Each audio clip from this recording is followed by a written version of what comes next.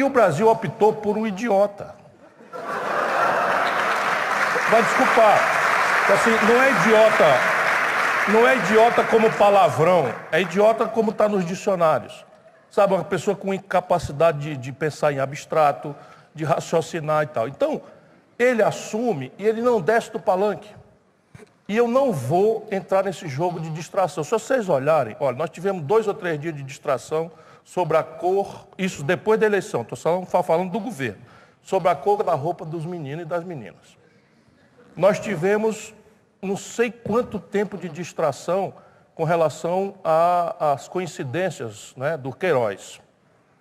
Queiroz tem 10 homicídios no lombo, era chefe de gabinete do filho no 02, Enfim, o alucinado que acabou de chamar o Hamas para a briga. E que é presidente da Comissão de Relações Exteriores do Senado Federal da República Federativa do Brasil. Por onde passa por primeiro os tratados e convenções internacionais do país. Tá certo? Então, isso tudo aqui não pode ser burrice. Isso tudo junto. Aí, em 1964, para ser comemorado, os generais que eu conheço, com quem você deve ter tido a mesma impressão, estão horrorizados.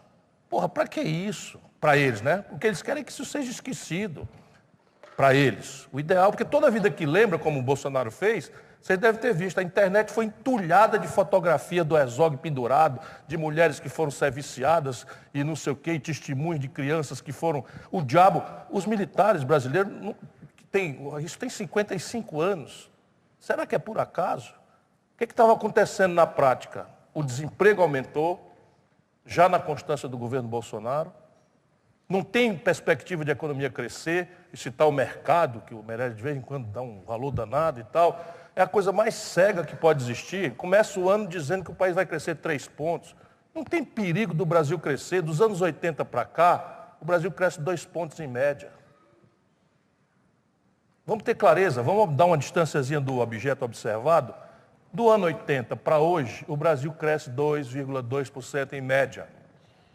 E a população cresce 1,7% em média, no mesmo período. Se fosse justa a distribuição de renda no Brasil, nós estaríamos parados. Mas nós, no Brasil, chegamos ao paroxismo em que 5 brasileiros concentram a renda equivalente dos 100 milhões de brasileiros mais pobres. E por que um homem experimentado como o Meirelles fica assim? Uma coisa exótica, uma recessão profunda, a maior da história do Brasil, as coisas tudo, o desemprego alopra para 14 milhões de pessoas e aparece uma coisa como a inflação. Ora, isso está na nossa cara, é que os preços brasileiros são indexados ao câmbio. Vai olhar o que aconteceu com a taxa de câmbio ao longo desse tempo e você vai entender. A Dilma, quando tomou posse, a taxa de câmbio estava 1,75 a valor constante. Quando ela foi derrubada, a taxa de câmbio estava 4,30 a valor constante. Se o Lula aumentou em 4 vezes a capacidade de consumo do povo brasileiro, em termos relativos, a Dilma diminuiu pela metade. Por isso, e o Fernando Henrique lá atrás é o mesmo filme. O real aconteceu, foi um truque, bem intencionado, tecnicamente muito bem feito, mas era um truque. Qual era o truque?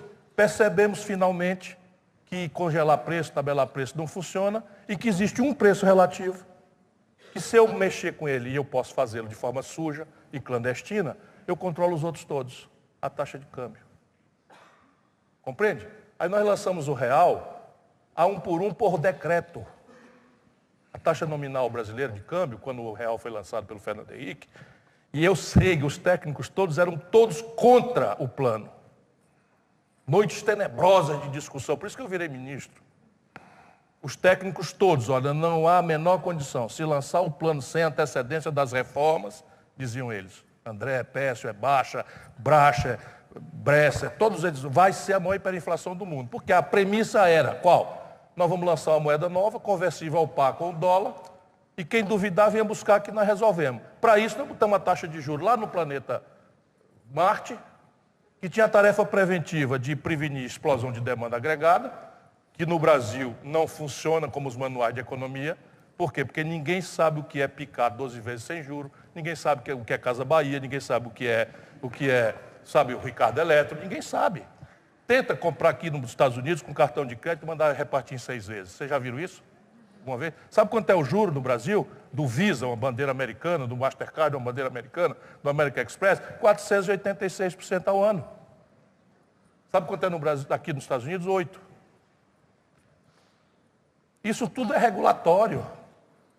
Isso tudo é regulatório. O Brasil concentrou ao longo dos governos Fernando Henrique e Lula, sociais-democratas, sociais-liberais, queiram classificar como for, autorreferir de esquerda, não há precedente na história do capitalismo. 5 bancos concentram 87% de todas as transações financeiras e operam como cartel, como oligopólio.